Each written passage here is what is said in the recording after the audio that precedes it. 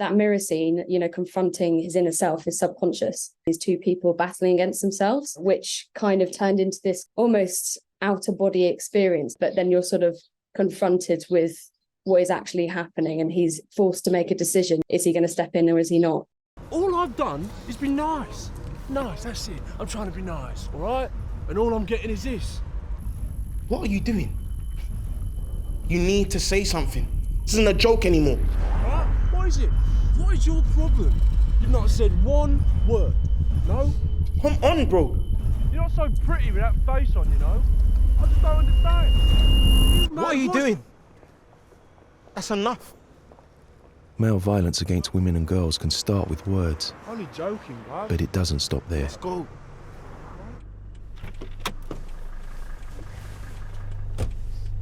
If you see it happening, have a word with yourself, then your mates. I'm Molly Burdett, the director of Have a Word. Have a Word is a film that raises awareness for women's safety and the issues surrounding violence against women. It was a campaign brought to life by the Mayor of London. It really looks at language that can be harmful, misogynistic behaviour, and having a word with your mates, basically, to sort of step in when you feel like it's the right moment. So it was really about confronting oneself, reflecting on your own behaviour, looking at others, seeing what's wrong and trying to act on it. I worked with the amazing team at Ogilvy. Through Ogilvy's research, I think there was a lot of questions that sort of came up about this sort of behaviour and how it's been normalised. A lot of men and boys felt this pressure when you're in that younger friendship group as well. Calling out friends can be problematic. And I think it takes bravery to sort of step in and say what you think sometimes. This hasn't been looked at before in a campaign, which is really crazy.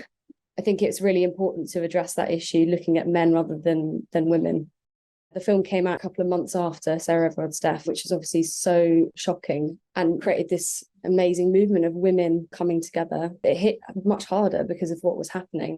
When I was adapting the script, I was bringing a lot of my own experiences into it and all these little nuances. I did a lot of research in the types of language that people have, experienced, catcalling, harassment, little bits of information. I sort of tried to weave that into the script. So it was very much like a collaborative process between me and the actors, having these lines and giving them the sort of concept and letting them run with it. We did a lot of improv, which I think really helped it feel organic. And then really it was just making sure that group did feel really believable with the characters that we were casting.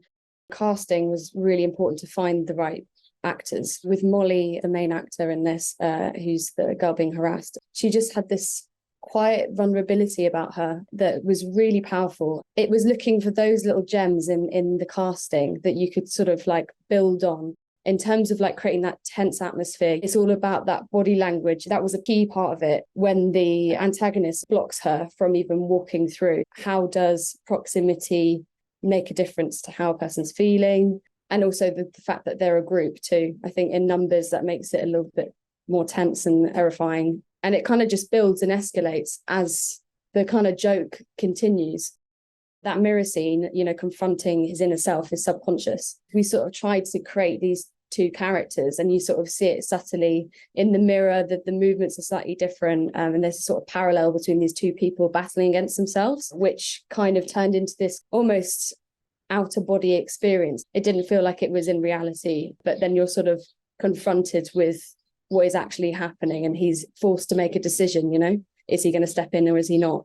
I think that is so powerful. I think that's the sort of leading image of the whole campaign that then had a rolling effect on into the wider sort of movement, because they had a premiere, I think, at Crystal Palace where they had stickers on the mirrors with the logo, "Have a word with yourself." So, these men are confronted with a reflection of themselves. And I thought that was a really kind of clever spin on the whole idea. What I'm most proud of about this film is the fact that it has resulted in real change.